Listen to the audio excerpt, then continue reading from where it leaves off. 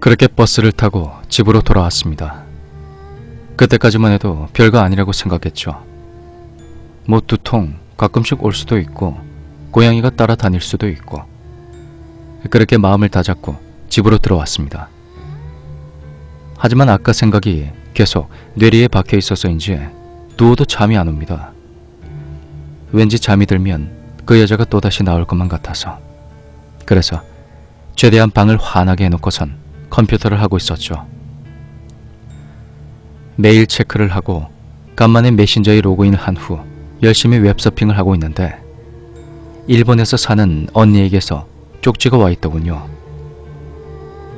미국이랑 일본이랑 시차가 많이 나서인지 제가 로그인을 하면 항상 자리에 없었던 언니.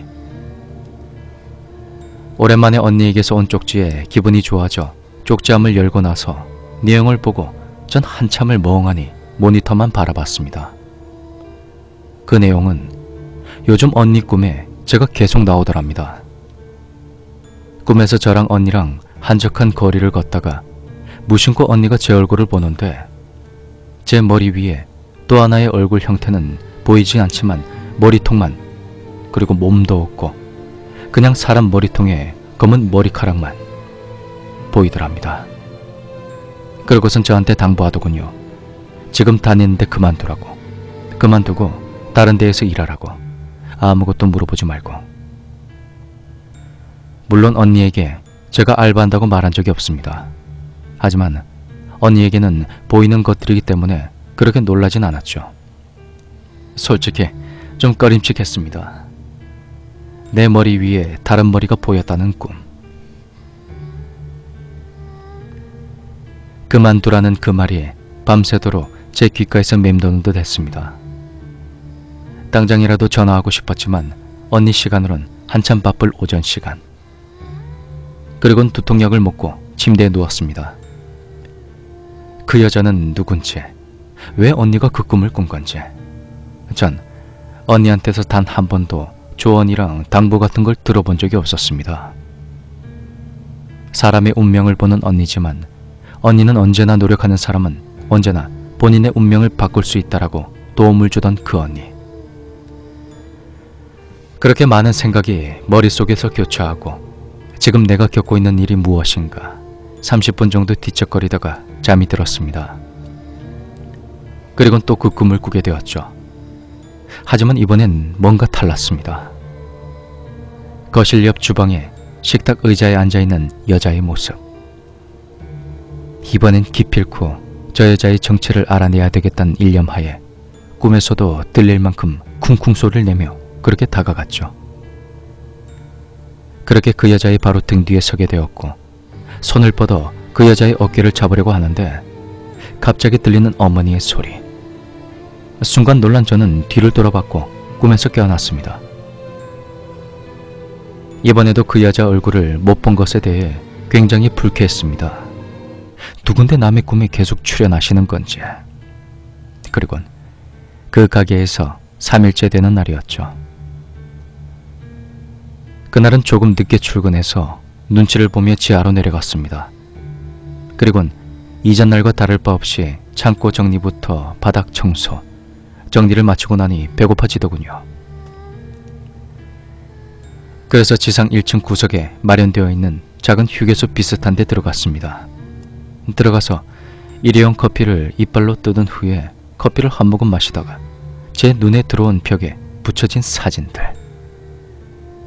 자세히 보진 않았지만 한 달에 한 번씩 우수 직원 뽑는 것, 뭐 그런 것 같아 보였습니다. 그렇게 저는 커피와 같이 일하는 언니 커피를 양손에 든 후 차근차근 계단에서 내려와 업무를 보는데 그날따라 나비가 보이지 않는 겁니다.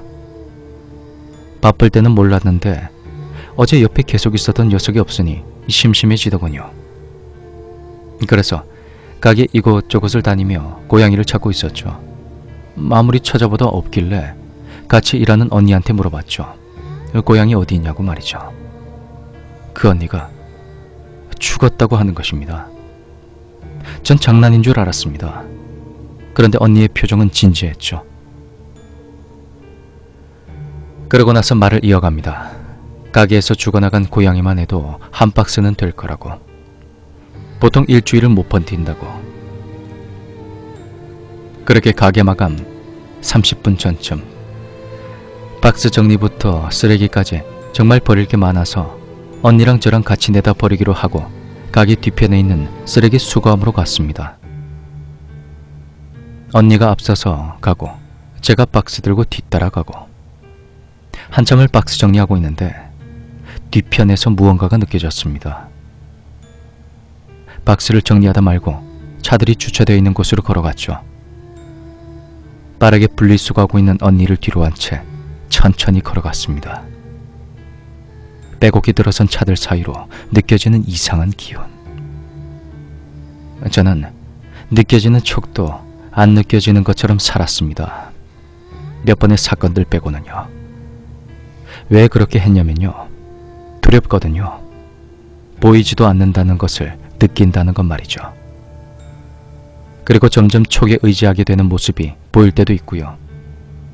그리고는 알게 되었습니다. 여태까지 두통이 심한 것도, 갑자기 추워진 것도, 그리고 가게만 들어오면 느낌이 이상해지는 것도 다 여기서부터 시작되었구나. 주차되어 있는 차 쪽에서 느껴지는 시선들, 주차장 안쪽으로 가면 갈수록 악취들. 한참을 쳐다보고 있는데 언니가 소리칩니다. 빨리 가자고. 그래서 주차되어 있는 차들에서 시선을 뗀 후 가게 안으로 들어갔죠. 그리곤 휴게소로 들어가 물 한 잔씩을 마시며 땀을 식히고 있는데 아까 보았던 사진들을 다시 보고 있는데 상냥한 사장님, 개념찬 매니저님부터 저랑 친한 언니 사진까지. 그런데 한 번도 본 적 없는 사람이 사진 안에 있습니다. 가게 안에서 한 번도 본 적이 없는 사람. 그렇지만 참 친근해 보였습니다. 어디에선가 본 적이 있는 듯한. 옆에 있는 언니한테 물어봤죠. 누구냐고. 그랬더니 3년 전쯤인가 여기서 일하던 여자 매니저님이라고. 요즘엔 일 안 하시냐고 물어봤죠. 그러자 조금 머뭇거리는 언니. 이윽고 그 언니는 저에게 충격적인 이야기를 해주었습니다. 매니저님이 늦게 퇴근하고 차를 타려고 뒷문으로 나오다가 살해당했던 사건을, 그리고 다음날 아침에서야 발견되었다는 것을, 그리고 어제가 바로 그분의 길이라고. 그 이야기를 들은 후 집으로 돌아와서 자기 전 일본에 사는 언니와 통화를 했습니다.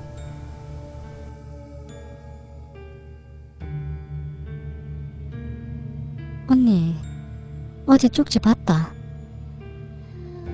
그래. 니 언제까지 거기 나갈 건데? 이번 주까진 해야지. 원래는 2달 계약직인데. 그렇게 소소한 이야기를 나누고 난 뒤 전 피곤하다고 말한 뒤 전화를 끊었습니다. 피곤하다는 건 거짓말이었죠. 뭘 느꼈는지 말하고 싶었지만 말 안 해도 더 잘하는 언니. 어쩌면 전화를 한 건 제가 아직 잘 있다는 메시지라고나 할까. 침대 위에 걸터앉아 이 생각 저 생각을 하다가 아까 봤던 사진 속의 매니저, 어디서 본 사람 같았던 그 매니저, 어디서 봤지? 한참을 생각하다가 제 머릿속을 스치는 사람들. 꿈에 나온 그녀. 머리는 허리쯤 내려오고 핏기가 없는 팔, 마른 몸. 뒤통수를 맞은 듯한 느낌이었습니다. 제 꿈에 찾아온 그 여자였습니다.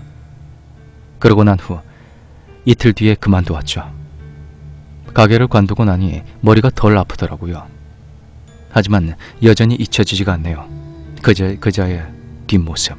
어쩌면 아직도 가게 뒤편에서 있을지 모르겠습니다.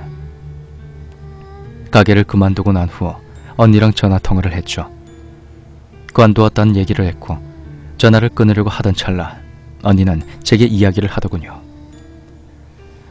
제 꿈에 그 여자가 나올 때마다 언니도 그 여자를 보았다는 것을요. 그리고 제가 겁도 없이 그 여자의 얼굴을 보려고 할 때마다 멈추라고 소리쳤다는 것을요. 그래서 제가 물어봤습니다. 왜 얼굴을 보면 안 되는지. 이어지는 언니의 대답은 끔찍했습니다. 그 여자 얼굴이 없었다. 완전하게.